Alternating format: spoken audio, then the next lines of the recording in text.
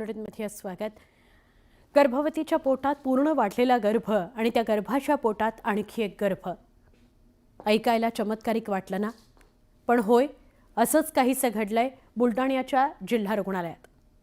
अतिशय दुर्मिळ अशा या घटनेची जिल्ह्यासह राज्यभरात चर्चा आहे। नेमकं काय घडलंय बघूयात। ऐकावं ते नवलच। बाळाच्या पोटात आढळलं बाळ। बुलढाण्यातल्या घटनेनं सर्वच थक्क।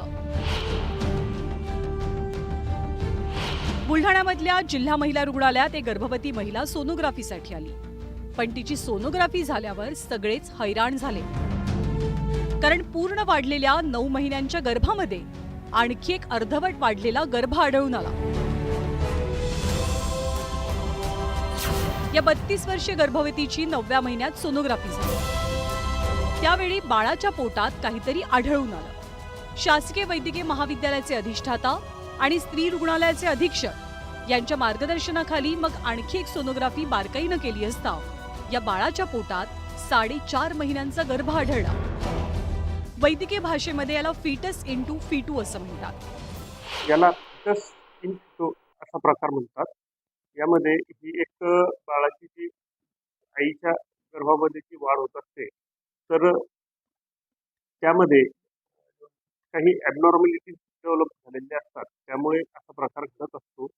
जनरली असा प्रकार हा अतिशय दुर्मिळ आहे। निसर्गानं मानवाची रचना अशा पद्धतीने केली आहे की एका विशिष्ट वयानंतर आणि शरीर रचनेत बदल झाल्यावर फक्त महिलाच प्रजनन करू शकतात। मात्र एका बाळाच्या पोटात वाढणारं बाळ पाहून डॉक्टर सुद्धा अचंबित झाले।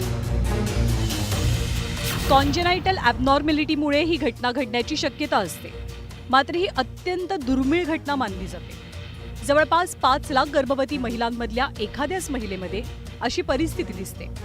1983 साली पहिल्यांदा अशी घटना नोंदवली गेली। त्यानंतर जगभरात 200 पेक्षा कमी केसेस आढळून आल्या। भारतात तर आतापर्यंत केवळ 15 ते 20 अशा केसेसची नोंद झाली आहे। या परिस्थितीत प्रसूती झाल्यावरती जन्मलेल्या बाळाला त्रास झाल्यावर त्याच्या पोटातला गर्भ शस्त्रक्रियेद्वारे काढून टाकला जातो।